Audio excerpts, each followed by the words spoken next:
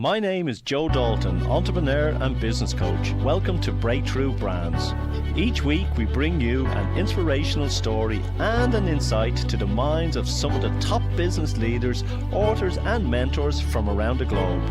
Whatever is needed to make you shine in life and business, you'll find it here.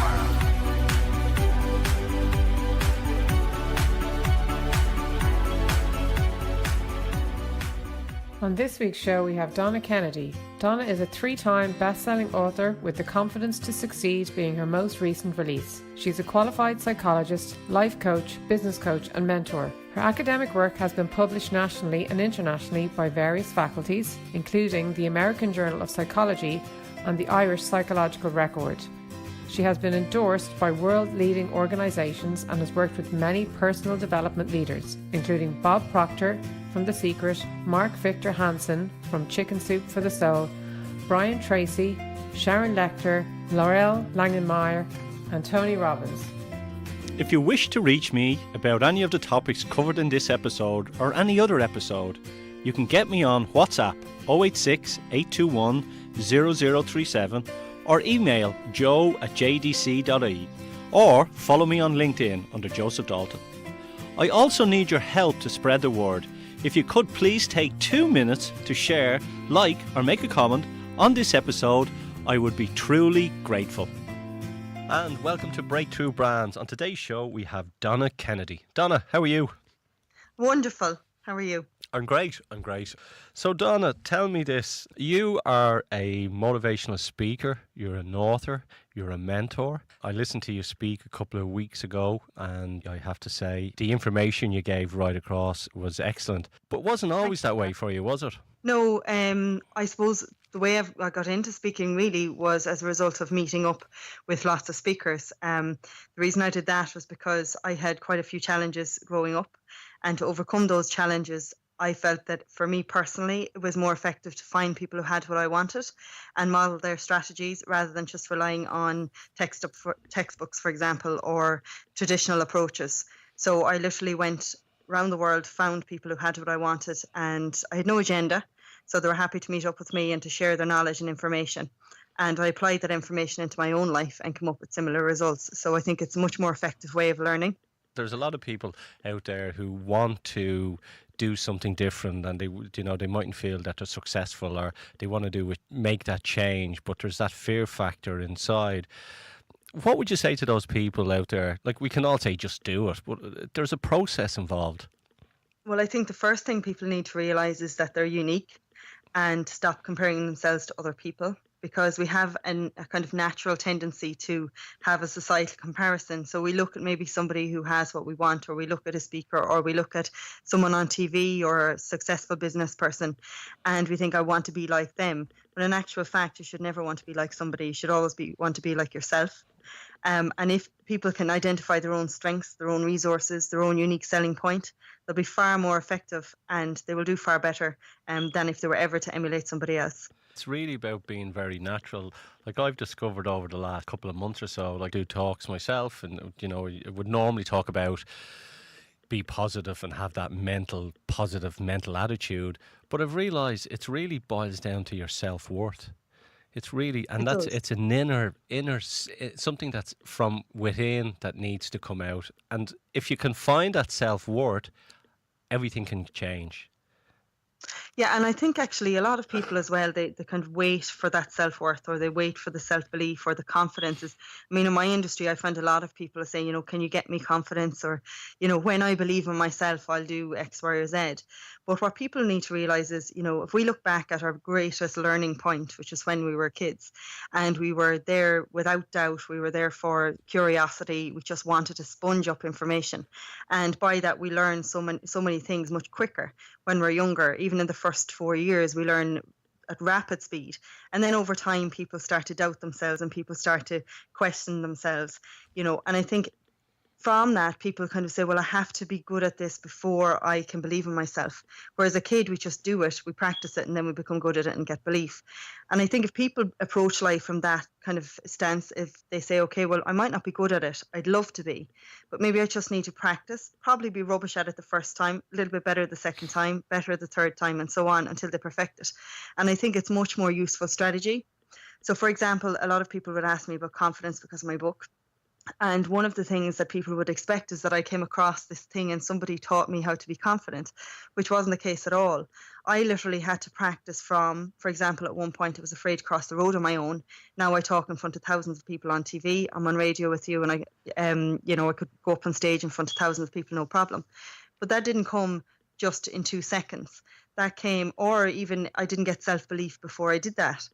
If I waited for self-belief, I still would, be walking across the road holding somebody's hand. Yeah. So people have to realize, just start small and practice it and keep practicing it. And if you mess up, so what? Just do it again and keep doing it until you perfect it. So I would say to anybody, never wait for self-belief, self-worth, or self-confidence. Yeah, you need to, it's action, it's taking action, realising that you want something to do and take the action.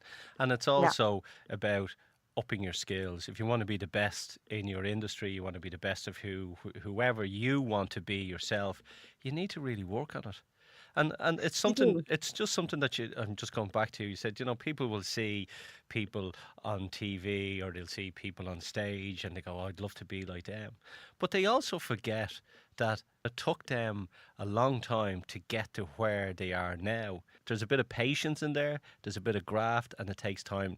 I was looking at something there and they said podcasts. Everyone wants to do podcasts. And it shows, there's statistics showing that, most people give up after doing 10 podcasts because they're not getting the results that they wanted. Well, it's like anything. If people give up very quickly because they're not getting the results that they want. But at the end of the day, I would always say 3 Ps. You have to passion, perseverance, and purpose. Yeah. So if you can find out what your purpose is or your why, the reason that you're doing something in the first place, whether that be as an individual or whether it be your company or an idea or whatever that might be, when you know that why behind it, the purpose behind it, it creates more excitement. So then you get passionate about it. And it's a lot easier then to persevere. So if the results aren't there straight away, you can remember your why, you remember your purpose, and that gives that little bit of extra passion and motivation to be able to persevere through the next step. Yeah. But again, it's about looking at people and saying, to be the best version of yourself, not somebody else, but model other people's strategies that have done well and put your own spin on it.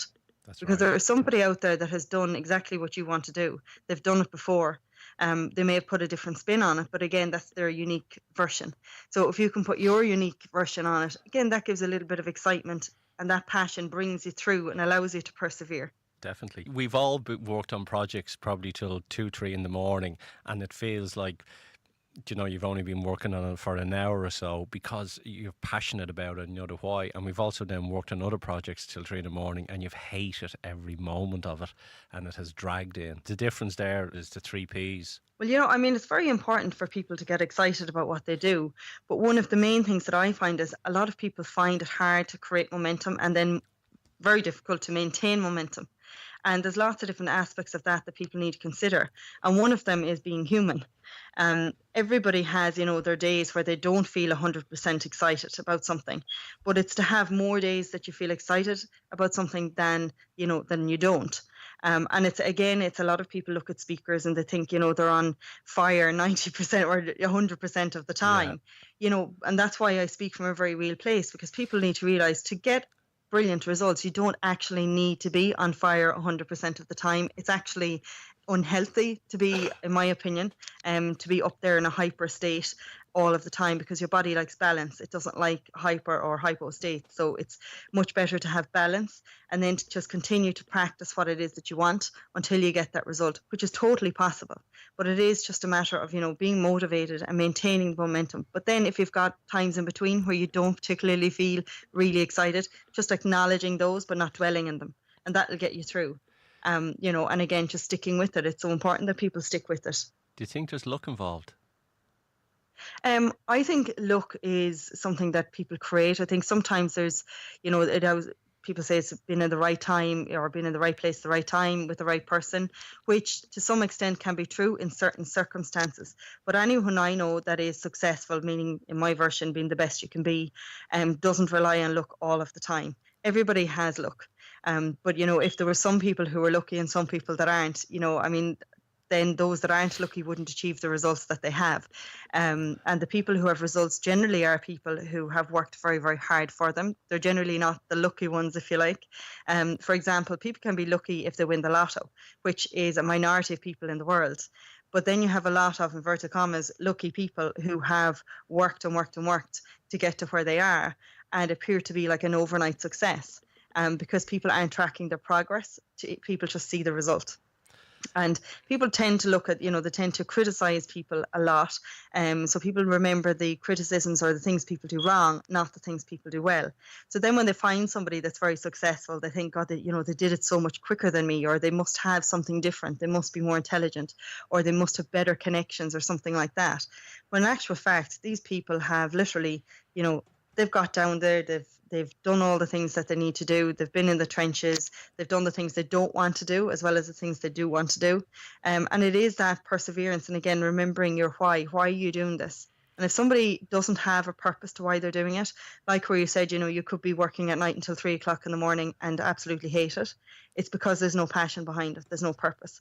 And no matter how much you do something, unless you have a passion or a purpose behind it, it'll never feel fulfilling, and you'll never do it as well as you could do it if you had a passion and purpose. So it's just remembering that. And sometimes it takes a little bit of thinking, why is it that you're doing? What motivates you to get out of bed in the morning?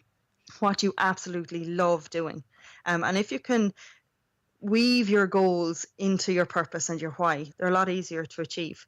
And you kind of create your own look in that aspect. Again, it's about being real. People who have kids, even think about they could be your why. Thinking about, for example, in your case, you have your kids, you look at, if I do X, Y, or Z, where is that going to bring them? How can I be an example for them? Maybe they can, follow me and follow my path and have some kind of a message to give to people. Or maybe they can benefit financially from your success of whatever it is you do, with later finance, for example. Yeah, it's funny. I wrote something up there recently on LinkedIn in one of my articles, and it was, all these things that people talk about, meditate in the morning before you get up. I says, these are for single people or people that have children that are grown up. Anytime I try to meditate in the morning, the minute I move in my bed, my 2 kids are in, like, this isn't happening. So at the moment, I've sort of try to meditate late at night, and then I just fall asleep. Exactly. That's what normally people do. But again, people, if they see someone on stage or on the TV, people when they're on stage or on TV, they highlight all the good points. They don't see the normal parts. So people automatically jump to the conclusion, and for the most part, it's I suppose it's not a great conclusion at all, because everybody is human. Everybody, if people have kids, they all get up with the scraggly hair in the morning and, needing matchsticks to hold their eyes open, and, kids, as you said, jumping in on top of you or whatever. But you're not going to go on stage for the most part and say that. No. And then people, when they see you, they don't see the reality. And that's why I suppose my talks are so real. Because in order for someone to get a result, it's very, very important that you're authentic. And that you live your life in a way that includes all those things, includes your kids jumping in on top of you, or includes, the madness of whatever it is that you do. If you don't, you're kind of living a false life, and that'll never feel fulfilling. Well, it certainly wouldn't for me anyway. So I think it's really important that people look at their own lives and say, well, actually, some of it is a bit crazy, but they're the parts that I'd miss if they weren't there. Yeah, I'd agree totally. Those memories are very, very important, and include those within your goals. When you're talking then as well about people having the passion and the drive, and I use the analogy, there could be 2 people, one on one side of the street selling ice creams, and a guy says, God, he's making a fortune. And he opens up one on the other side of the street and he's selling ice creams, but he's not making the money. And the reason he's not making the money is he doesn't have the passion. He only saw the figure amount of what the other guy was doing and didn't have the enthusiasm and the passion, and then his business falls up. But the guy that's selling the ice creams, that loves doing it and is mad about it, he's the one that's succeeding. Personally, what I found is that people buy people, they don't buy product. A product can be great, it can be amazing, or it can be okay, but the person who sells it best is the person who they're going to buy off. Yeah. And I don't mean that in this kind of salesy person. No. We will buy from somebody who we like. We'll buy from somebody who gives us an experience, as opposed to there's your product and this is what it costs. So you use the example there of the two ice cream people, that, you have one there they're enthusiastic. So when people go to the ice cream counter, they feel enthusiastic, they can't help but feel positive. So they attach that positivity to getting their ice cream, for example. On the other side, if someone doesn't feel enthusiastic, people will attach negativity to that person. Yeah. So, if you want to sell something, you have to be excited about it. You don't necessarily need to be passionate about it, but if you want to sell it, you have to show excitement about it and create an experience around it. Let people know what is in it for them, what's the benefit, how are they going to feel when they use your product. Yeah. And that's what people will buy into. They don't buy into the product themselves. And I often look at result. There's a campaign, like if you look at, there's no coincidence that people use models, very well-known celebrities, very well-known brands, to endorse their own product. And the reason they do that is because there's already a level of experience there, of positive experience. There's already a level of trust there.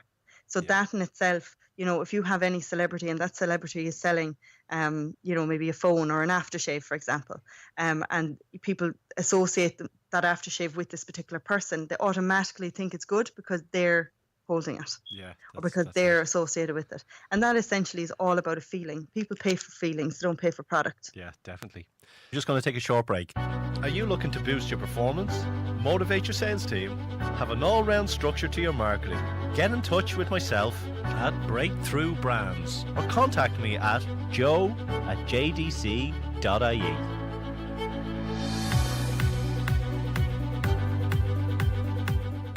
Donna, I'm going to jump back to the very beginning of the conversation that we had.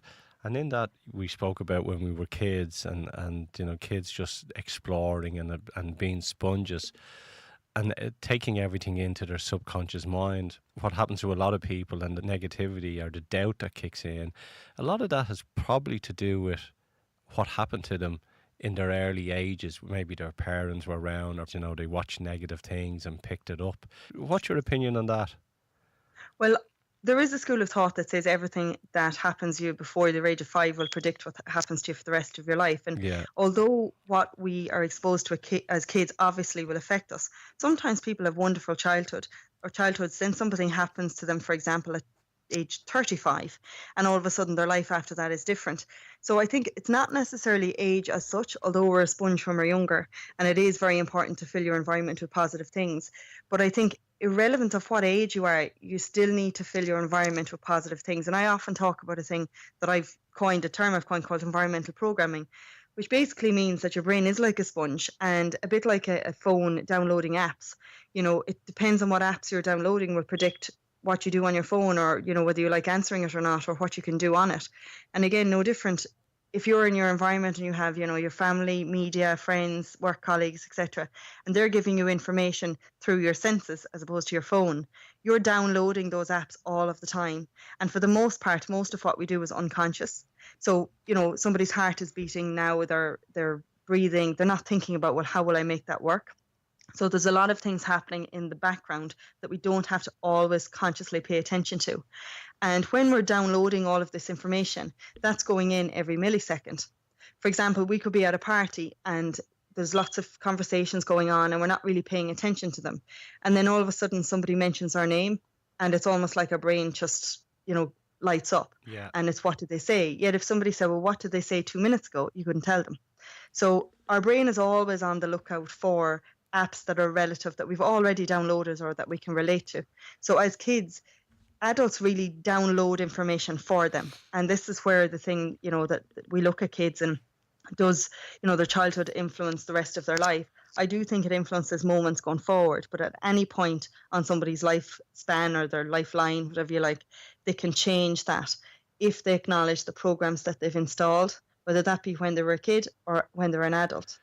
But I think it's so important that adults become aware of that concept, because if we really understood the concept of what we download from our environment, we wouldn't allow our kids to watch so much TV. We wouldn't leave them unattended when they're watching video games of people shooting and everything. And there's evidence of that affecting their brain. There's a lot of stuff that we wouldn't do if we really understood the biology of the brain, particularly the limbic system, in relation to behavior, in relation to patterns and emotions and emotional well-being. So it's so important that people educate themselves on these things. And whether that be a child, whether it be yourself as an adult, if you educate yourself on this information, your life will be a lot better. And it's so important that you download positive programs from, as I said, your media, watch positive things, read positive books and CDs, be around people who make you feel good, not people who make you feel bad. Yeah. So it's all about getting positive information, and downloading it is the only way that the word I think is most appropriate. I think it's a journey that we all go on. I think as we get older, we kind of understand of where our life has been and what it's about, and only a certain amount can kind of go, okay, I get it now, and then make those changes, where there's other people that are still struggling and caught, and they don't realise there's a way out. And that's what and that's why I think that life is a journey, and as time goes, you can either accept what is and move forward, or be trapped in your own hellhole. Yeah, I think that's a conscious decision often. And I know that, some people say, well, if they're depressed, for example, they can't do anything about it, or if they're anxious, they can't do anything about it, or whatever. But if you look at somebody's environment where maybe they're not feeling good in whatever aspect that might be, it will be guaranteed that there's something going on, the past, the present, or thinking about the future that makes them feel bad. Of course. So if they look at those things, what is it that makes me feel bad? What is it that my brain responds to that releases those chemicals within my body, releases the adrenaline and cortisol, and what is it that I'm responding to? And that may be something, a current situation that's going on that maybe needs to be looked at and fixed, or changed, or perception changed around it, or maybe even looking at events that people are rehashing from the past that aren't useful. Or maybe looking at events, that people are worried about in the future, uncertainty, for example. And those are the kind of things that we respond to, our brain responds to. But importantly, those are the things that our body responds to. And again, people aren't aware of it. When you study neurology and the biology of the brain, as I have, people will realize, there are chemicals all the time fluctuating in our body, hormones, enzymes, and they're all the time responding to what's happening in our environment, externally and internally. So, if I drink orange juice, immediately my body will start to release chemicals and respond. If I take something in from the outside environment via, information, whether that be a word, a phrase, an image, or an experience, my body will immediately respond with chemicals and hormones. And depending on what chemicals and hormones are released in our body will predict how we're going to feel. So if I intentionally put myself in front of positive information, my body is going to respond to that. My brain will respond to that. And in turn, all of those positive chemicals are in my system often. So I'm going to think better. I'm going to have better solutions. I'm going to have more clarity. And I'm going to have overall better mood. So if anybody isn't feeling good or isn't being productive, if they look at their environment and, look at their needs and see what needs are imbalanced, see what they're exposing themselves on a daily basis. Are they listening to the news every half hour? Are they reading, newspapers that are full of bad news all of the time? Are they listening to criticism? Are they in a job that they hate? And look at ways maybe that they can improve, small ways, but ways that they can improve their life and balance it up a little bit more. Well, I think that's also what happens as well. It's a spiral sort of downward shoot, because they think the situation that they're in is worse than anything else in the world, because they're looking out, and anyone looking in can kind of go, that's not really that bad. Let me help you and see if I can get you through it, because they're not trapped in it. And it's a terrible fear that people can be in that depression or anxiety or whatever, when not feeling or not knowing there's an answer. Well, I suppose, people might say, okay, well, you're qualified academically to say that, and that's one thing, but I've also been there. I've been in those horrible feelings. My story and my background, and I've been in those horrible feelings, so I know what it is firsthand to feel those. Yeah, and but me I too. also learned... I understand. I've taken that road as well, and we can all understand it, and we've come out the other end.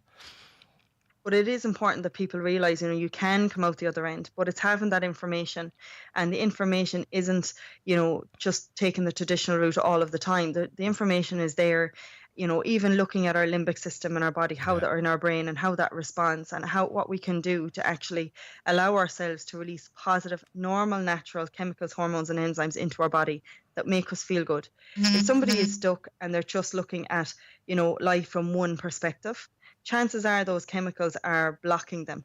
And that is something, your chemicals, hormones and enzymes are never constant. So if somebody's told they have a chemical imbalance, every single second of the day we have chemical imbalances. It's up to us what we expose our brain to, and that will in turn expose our body to which chemicals that are corresponding to the events and the experiences that we're exposed to. So if someone wants to feel better, they need to look at their environment and look at the outside environment, as I said, what they're experiencing and exposing themselves to. Also, even things like what are they eating? Yeah. Have they got a high acid based diet? Acid will it's not going to affect you well at all. So alkalizing your diet a little bit can help. Making sure you drink enough water. They're all common sense things that we do physically for ourselves. But looking at even the emotional side of it, people tend not to. And they don't realize how much negative stuff that they're exposed to every day. So if someone's to take a 24-hour, if anyone's listening, take a 24-hour period and look at, how many times do you listen to the news? How many times do you engage in negative conversation? How much time do you criticize yourself or say negative things to yourself? Like it's unbelievable how much time people spend on negativity. Yeah. And it's important that you consciously, and it's not magic wand, all of a sudden this happens. It's, as I said at the beginning, it's a bit at a time, but as long as you do it a bit at a time, often you get the result. And I had to do it often, and it was hard at times, but when you consciously do it and when you consciously stick with it, now I feel great. As I said, once I was afraid to cross the road on my own. Yeah. I used to be in tears all the time. Now I can talk in front of stage and I'm happy. And that happened as a result of doing small things often. Probably just before the recession hit, I decided not to read the newspaper anymore, and it hasn't changed my life in any way. For the better, social media updates you anyway, and a lot of the stuff, to be honest with you, is absolutely totally irrelevant to us and has nothing.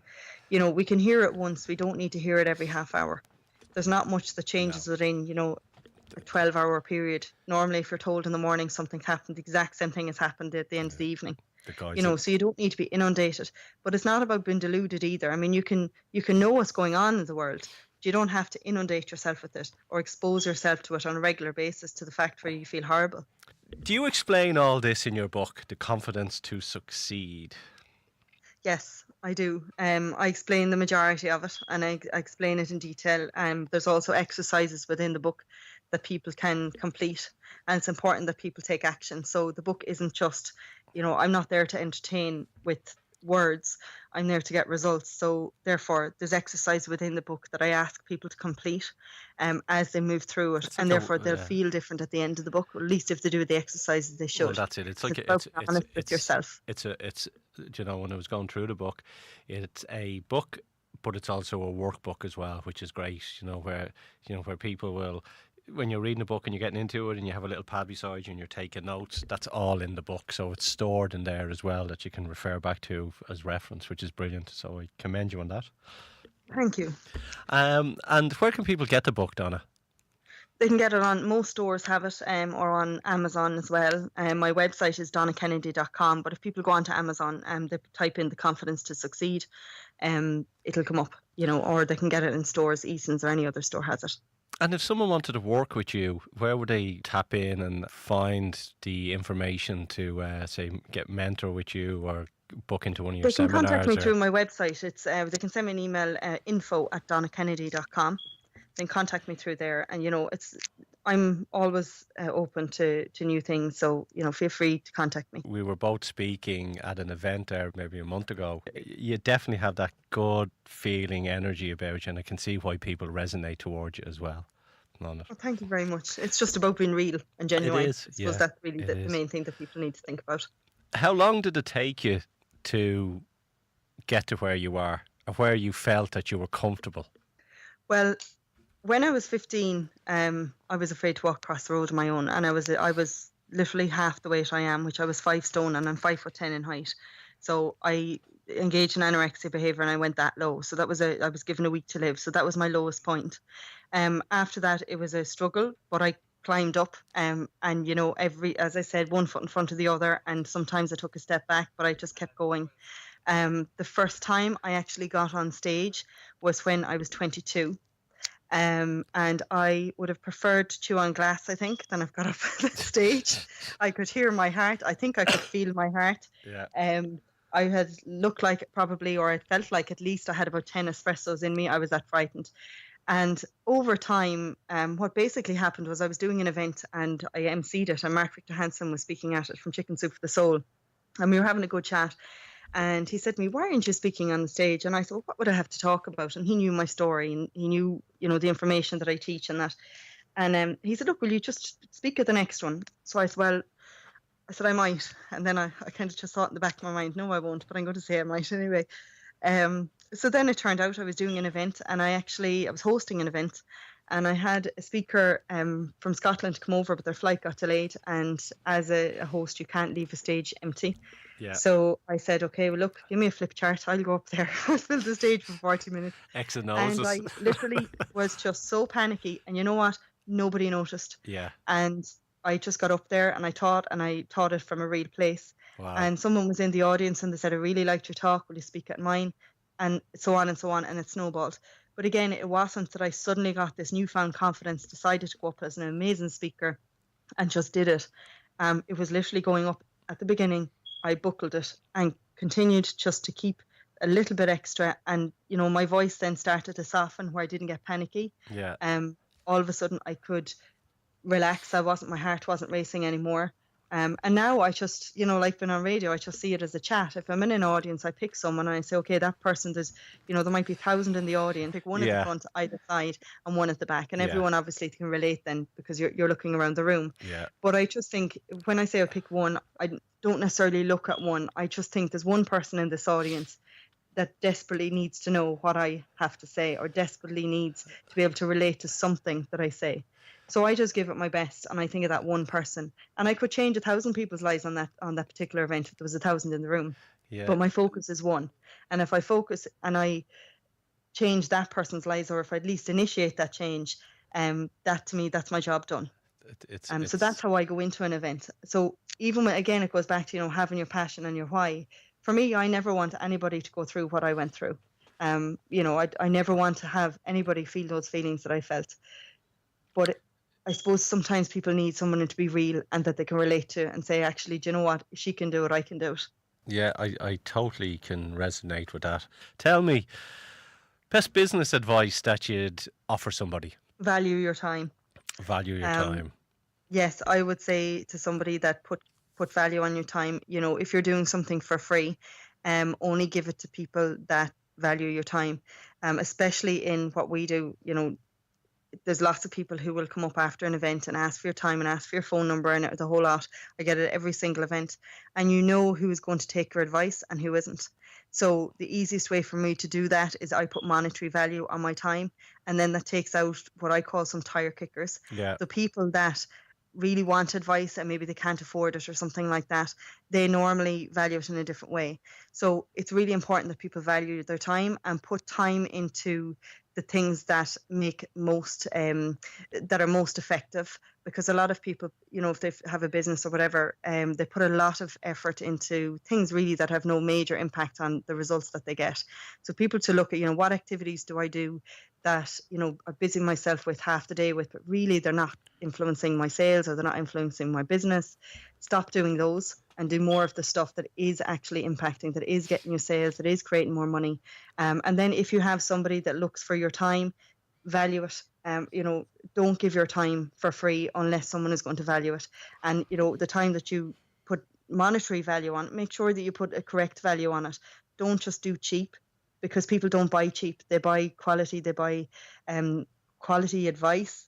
They buy somebody with a track record. They buy a relationship. They buy experience, and they buy value. And therefore, you need to allow them to see that what you teach, which should be ethically, should be of value. Yeah. They need to place value on that. I just love giving knowledge to people who I know are going to take even an ounce of it, and they'll use it and they'll do something with it.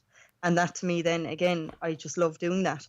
But I value my time. So, if I had someone, for example, email me, 10 times looking for nothing really, they're just emailing for the sake of being connected or something like that, where I could be giving that time to somebody who, That I needs mean, it. obviously I value my time Yeah. monetary wise as well, but you can give information to, or you might have to do one email where you give somebody solid advice and they're going to take that advice or going to do something valuable for their own lives. That's valuing your time, and I would say to any business owner, and most business owners don't value their time enough. Yeah. What book would you recommend for people to read apart from your own? There's a lot of books, and I get asked this question quite a lot. And I think you can take information from lots of different books. So I would say to people to read as much as you can. I do like The Power of Focus, which is Jack Canfield and Mark Victor-Hansen co-authored that. I do like that book, but there's lots of, I would say never stick to one book.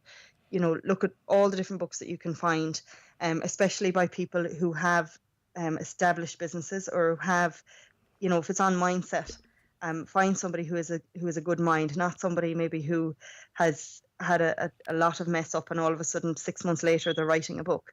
You need to have someone who has that kind of track record for delivering the results that they're telling you about.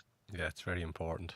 And and I think all those people have walked the path as well. And what I find great about books, and I'm an avid reader, is it helps me bypass the long road and take the shortcut because I'm listening to what other people have done, like yourself.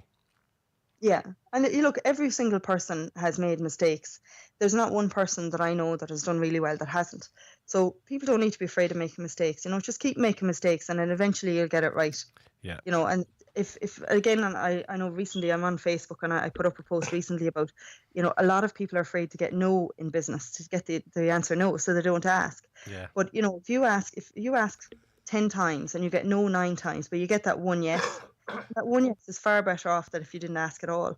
So, it's important that people keep asking and keep looking and keep putting the information out there and tell people what it is that you need. Yeah. And importantly, ask people how you can help them.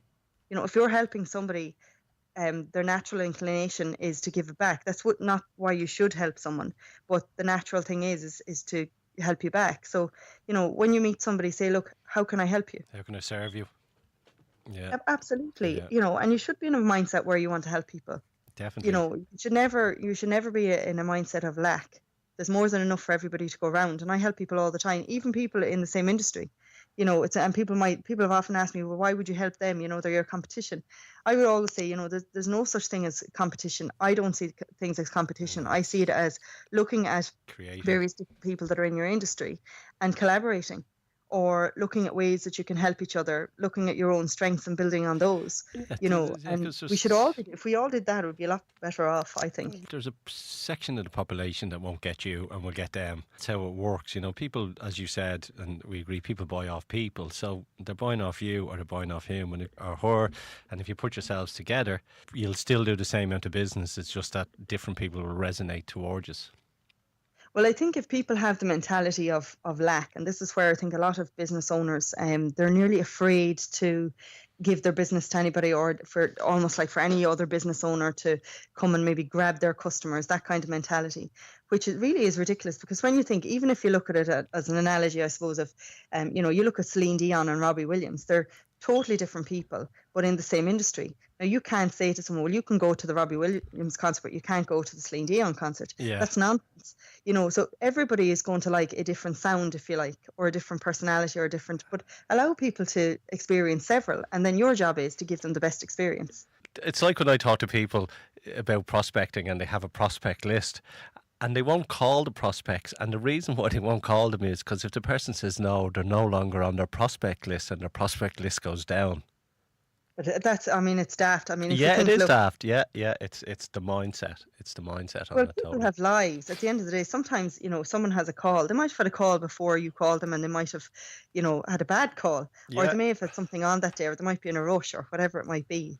But I think, meeting people and creating a relationship, I think, is very effective, as opposed to cold calling. And when people call, sometimes they do all the cold calls, so they don't actually have a warm lead. Where, if you can create like some kind of connection with somebody that knows them, so you get a warm introduction, it's a lot more effective, in my experience, than just calling somebody out of the blue that you don't know. And the answer, if someone calls you and say, look, I'd like to do business with you, your immediate answer before they open their mouth, really anything else, is no. how do I hang up the phone? That's most people's, thinking when someone calls them, trying to sell them something.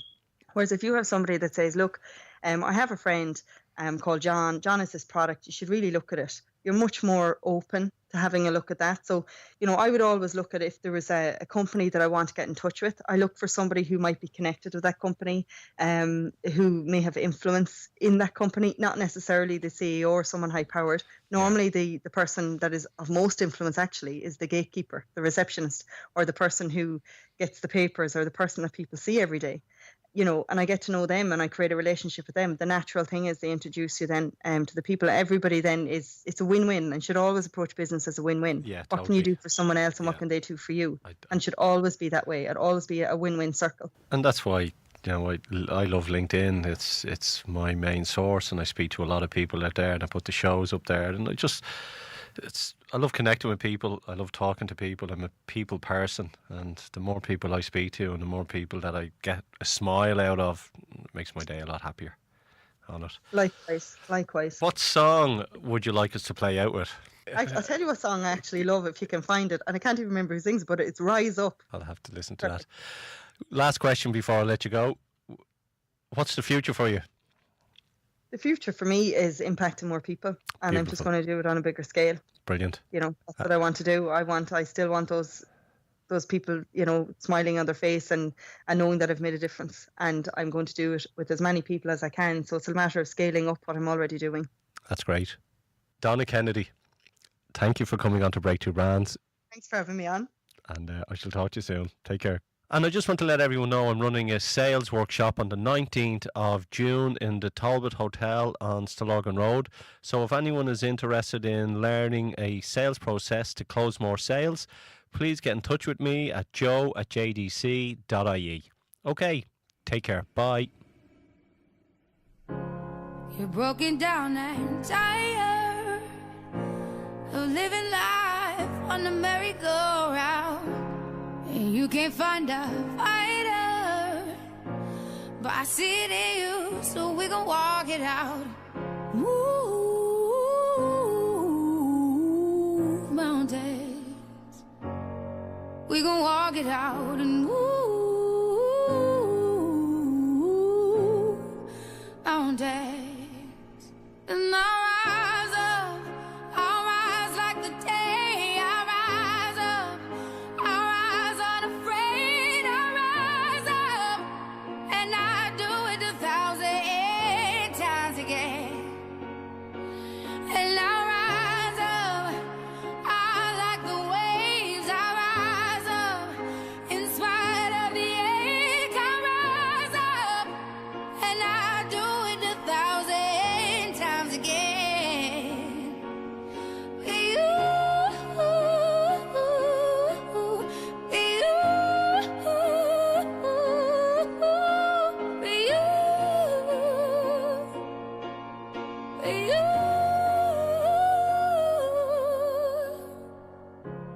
The silence isn't quiet, and it feels like it's getting hard to breathe. And I know you feel like dying, but I promise we'll take the world to its feet. Move mountains, bring it to its feet. Move mountains. And I'll rise up, I'll rise like the day. I'll rise up, I'll rise unafraid. I'll rise up, and I do it 1,000 times again.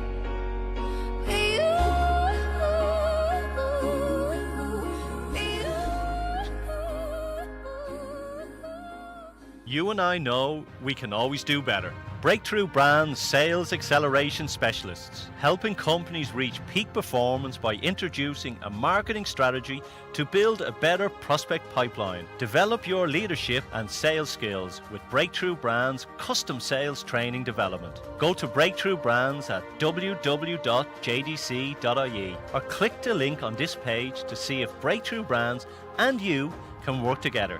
Great companies build a great relationship with their clients. Sales and marketing starts with a story. Let us help you with yours. Breakthrough Brands.